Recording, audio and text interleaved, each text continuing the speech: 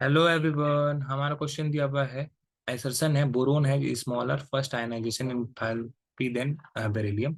दूसरा है the penetration of 2s electron of the nucleus is more than the 2p electron, hence 2p electron is more shielding by the inner core of electron than the 2s electron. देखो, boron और beryllium, boron का atomic number होता है 5, beryllium का होता है 4।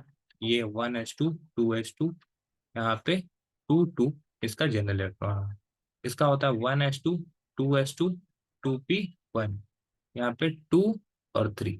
तो अब यहाँ पर देखो क्या हो रहा है, क्वेश्चन में बोला गया boron has smaller first ionization enthalpy than beryllium.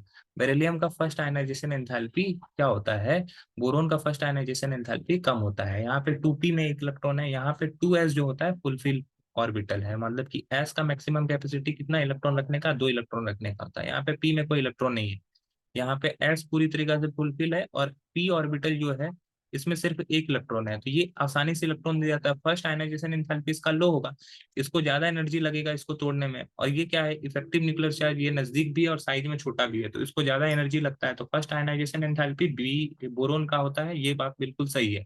तो बोरोन है स्मॉलर फर्स्ट आयनाइजेशन एंथैल्पी, ये बिल्कुल स्टेटमेंट सही है। अब दूसरे स्टेटमेंट की बात करते हैं। तो दूसरा स्टेटमेंट में दिया हुआ है the penetration of 2s electron to the nucleus to the more than the 2p electron, hence 2p electron is more shielding by the inner core of electron than the 2s electron। ये भी बिल्कुल सही है। क्या होता है कि penetration of 2s electron का जो होता है nucleus is more than 2p electron, hence 2p electron is more shielding by the inner core electron than the 2s electron.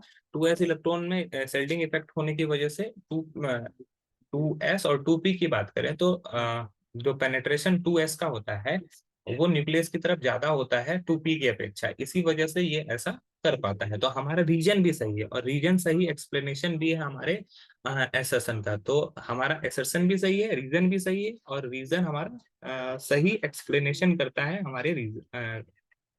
तो पहला स्टेटमेंट दिया हुआ assertion and reason both are correct, but reason is not correct explanation, तो ये गलत हो जाएगा। Correct explanation है, बोल रहा है assertion correct statement is wrong, ये भी गलत हो जाएगा। Assertion and reason both are correct statement and reason are correct explanation of assertion, option C हमारा राइट आंसर हो जाएगा। अन्य ऑप्शन जो दिए गए हैं वो गलत हो जाएंगे। आई होप ये क्वेश्चन आपको समझ में आया होगा। That's all, thank you.